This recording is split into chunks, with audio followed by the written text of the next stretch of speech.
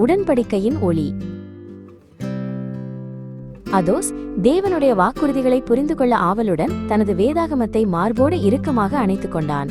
ஒவ்வொரு வரியையும் கவனமாக வாசித்தாலும் வார்த்தைகள் ஆழமாக உணரப்பட்டு அவன் மனம் மேலும் குழம்பியது. அச்சமயம் புத்தக குறியீட்டிலிருந்து பிரகாசமான ஒளி வெடித்தெழுந்து தூதன் கபிரியேல் தோன்றினார். அஞ்சாதே, தேவன் எப்போதும் தமது வாக்குறுதிகளை நிறைவேற்றுவார். வாருங்கள், உடன்படிக்கையின் பாதையில் ஒன்றாக நடப்போம்.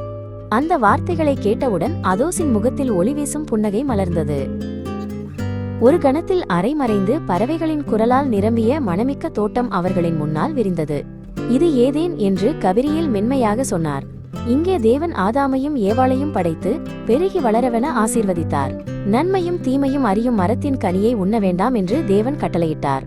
அந்த கீழ்ப்படிதலில் உயிரும் மிகுந்த ஆசீர்வாதமும் இருந்தது.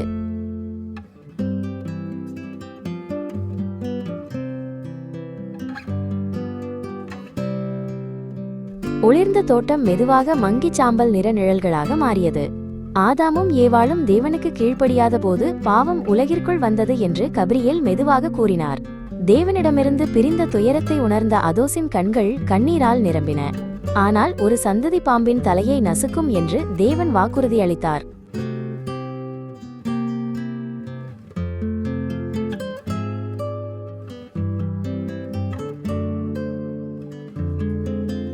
ஒரு கொடிய புயல் எழுந்தது.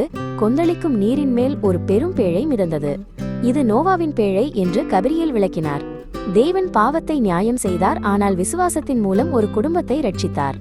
பெருக்கம் முடிந்தபின் வானத்தில் வானவில் பிரகாசித்தது. அது தேவனுடைய உடன்படிக்கையும் இரக்கத்தையும் காட்டும் அடையாளமாக இருந்தது.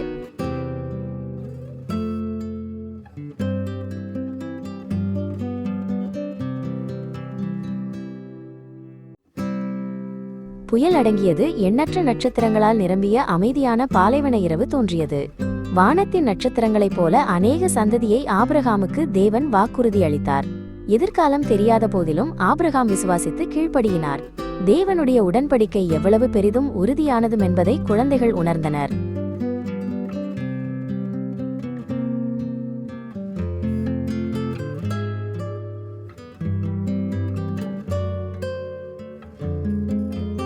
காட்சி இடிமின்னலும் மேகங்களாலும் சூழப்பட்ட ஒரு மாபெரும் மலையாக மாறியது.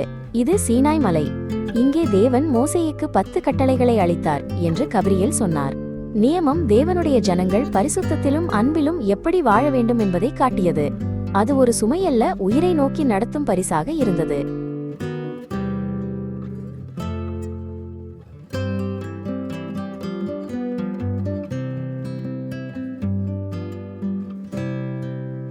ஒளிரும் விக்கிரகங்களால் நிரம்பிய ஒரு நகரம் தோன்றியது. மக்கள் உடன்படிக்கையை மறந்தால் அவர்களின் இருதயங்கள் கடினமாகும் என்று கபிரியேல் துக்கத்துடன் கூறினார். மக்கள் மீண்டும் மீண்டும் தேவனை விட்டு விலகினர். என்றாலும் தேவன் இரக்கத்துடன் தீர்க்கதரிசிகளை அனுப்பி திரும்ப வர அழைத்தார்.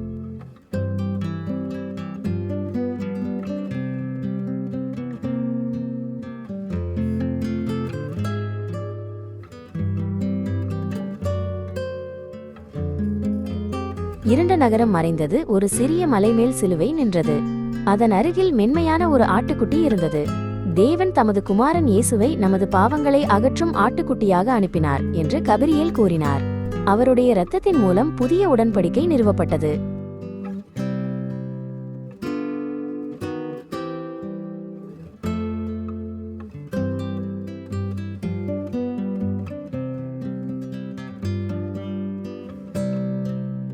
அவர்கள் அமைதியால் நிரம்பிய சூரிய ஒளி பொழியும் வெளியில் நின்றனர்.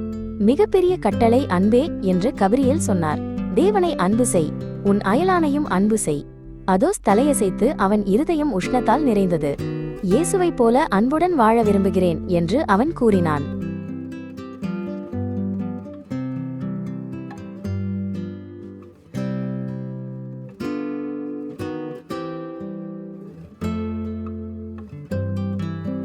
பயணம் முடிந்தது. அதோஸ் மீண்டும் தன் அறையில் இருந்தான். ஆனால் இப்போது அந்த அறை புதிய ஒளியால் நிரம்பியிருந்தது. வாக்கு, ஜெபம் மற்றும் ஒருவருக்கொருவர் உதவுதல் மூலம் தேவனுடைய அன்பை வாழ்வோம் என்று அவன் கூறினான். அவனுடைய சகோதரி ஜிவாவின் கையை பிடித்துக்கொண்டு மகிழ்ச்சியுடன் புன்னகைத்தான். அன்பு செயல்களால் வளருகிறது என்பதை அவர்கள் அனைவரும் அறிந்திருந்தனர்.